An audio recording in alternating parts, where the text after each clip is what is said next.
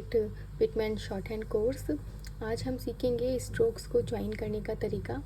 Strokes को join करते समय बहुत सारी गलतियां होती हैं। हम आज देखेंगे कि हमें कौन सी गलती नहीं करनी है।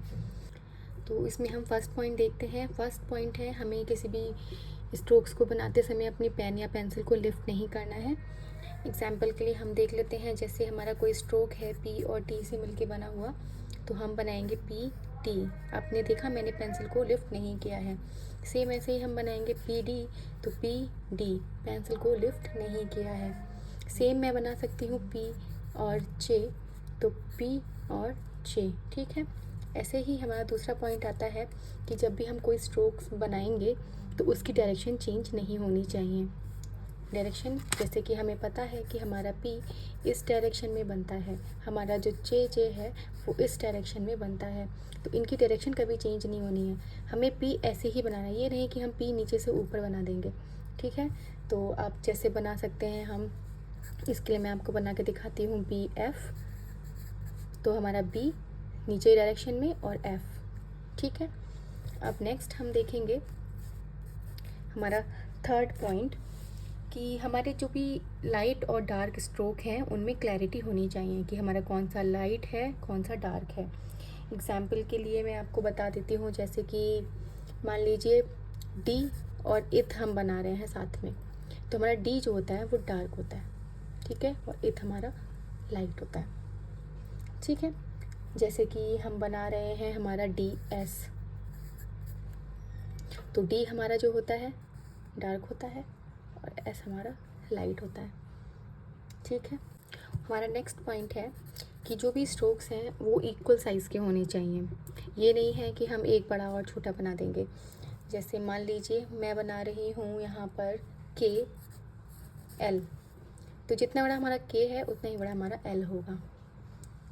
अलग से हमारा ये नहीं कि कहीं भी कुछ भी जा रहा है। जैसे मान लीजिए के एन बना रही हूँ, तो के एन, जितना बड़ा के उतना बड़ा एन, और इसकी डायरेक्शन भी आप देखिए मैंने ऐसे नहीं बनाया, मैंने ऐसे बनाया, ठीक है। नेक्स्ट पॉइंट है हमारा, जो भी हमारे हॉरिजॉन्टल मूव्स होते हैं जैसे के एम एन जी और आई एन जी, ये मूवेबल होते हैं। ये हम नॉर्मली बनाते हैं ऑन द लाइन, बट जब हम किसी और स्ट्रोक के साथ इसको बनाते हैं तो वो मूव कर सकते हैं। मूव इन दी सेंस वो अबव द लाइन भी हो सकते हैं और बिलो द लाइन भी हो सकते हैं, ठीक है। जैसे कि मैंने अभी आपको बनाकर दिखाया था के एल, जैसे आपने देखा था के एल हमारा लाइन पर है, बट सेम टाइम पर जब मैं के डी बनाऊंगी तो मेरा के ऊपर आ जाएगा और डी इस तरीके से। अब ये क्यों होता है ये मैं आपको नेक्स्ट पॉइंट में बताती हूँ। तो नेक्स्ट मूवेबल स्ट्रोक में मैं आपको दिखाती हूँ, जैसे बनता है हमारा एम एन। तो हमारा एम एन कैसे बनता है, एम हमारा होता है ऐसे, एन हमारा होता है ऐसे, ठीक है। ये दोनों ही ऑन दी लाइन है, ठीक है। अब जो के डी था वो ऐसे क्यों बना वो मैं समझाती हूँ आपको हमारे नेक्स्ट पॉइंट में। कोई भी स्ट्रोक होता है उसका जो एंड होता है वो नेक्स्ट स्ट्रोक के बिगनिंग से मिलता है।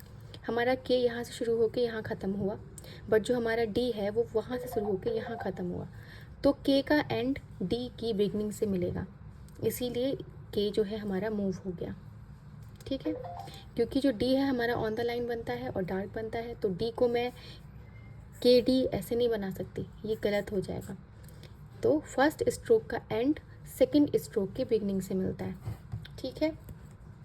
अब इसके लिए हम कोई भी स्ट्रोक देख सकते हैं, जैसे मान लीजिए हमारा एफ आर है, तो हमारा एफ आर, एफ जहाँ ख़त्म होगा आर वहीं से स्टार्ट हो जाएगा, ठीक है।